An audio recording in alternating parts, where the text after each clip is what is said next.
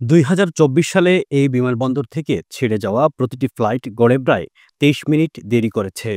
আগের বছর অর্থাৎ ২০২৩ সালে এই দেরি ছিল আরও বেশি, প্রায় ২৭ মিনিট। তবে এত কিছুর পরও গেটউইক এখনও ব্রিটেনের সবচেয়ে বেশি দেরি করা বিমানবন্দরের তালিকায়। গেটউইক হল ব্রিটেনের দ্বিতীয় ব্যস্ততম বিমানবন্দর। এই বিমানবন্দর থেকে অনেক ব্রিটিশ বাংলাদেশি, বিশেষ করে সিলেট ও ঢাকাগামী যাত্রীরা ভ্রমণ করেন। তাই এখানকার এই দেরি অনেকের ভ্রমণ পরিকল্পনায় বড় সমস্যার কারণ হয়ে দাঁড়াচ্ছে। বিমানবন্দর কর্তৃপক্ষ জানিয়েছে তারা সময়মতো ফ্লাইট চালু রাখতে কিছু নতুন ব্যবস্থা নিচ্ছে, যেমন বিমানের ওঠানামার সময় ব্যবধান আরও ভালোভাবে নিয়ন্ত্রণ করা, বিমানের সঙ্গে সিঁড়ি বা সংযোগ পথ দূর থেকে পরিচালনা করা, নতুন পদ্ধতি চালু করার চেষ্টা ইত্যাদি। তবে বিশেষজ্ঞরা বলছেন এই সমস্যার মূল কারণ হল বিমান নিয়ন্ত্রণ কেন্দ্র বা এটিসি এর লোকবল সংকট।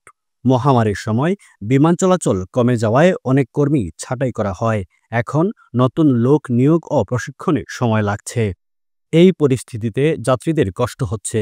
অনেকেই বলেন তারা ঘন্টার পর ঘন্টা টার্মিনালে বসে থাকেন, অথচ পর্যাপ্ত তথ্য বা সহায়তা পান না।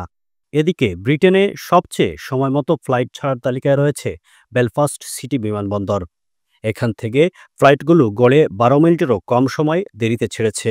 সার্বিকভাবে দেখা গেছে ২০২৪ সালে ব্রিটেনের বড় বড় বিমানবন্দর থেকে ফ্লাইটগুলো গড়ে প্রায় ১৮ মিনিট ২৪ সেকেন্ড দেরিতে ছেড়েছে, যদিও ২০২৩ সালে এটি ছিল ২০ মিনিট ৪২ সেকেন্ড। বিমান ভ্রমণ এখন অনেকের জন্য খুবই সাধারণ একটি বিষয়। অনেকেই পরিবার, কাজ কিংবা ছুটি কাটাতে দেশে যান। তাই বিমান দেরি হওয়া মানে শুধু সময় নষ্ট নয়, অনেক সময় এটি মানসিক চাপ ও আর্থিক ক্ষতির কারণ হয়েও দাঁড়ায়।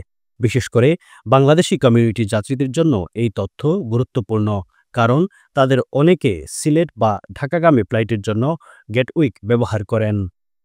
Abul Hasnat, UK Bangla live.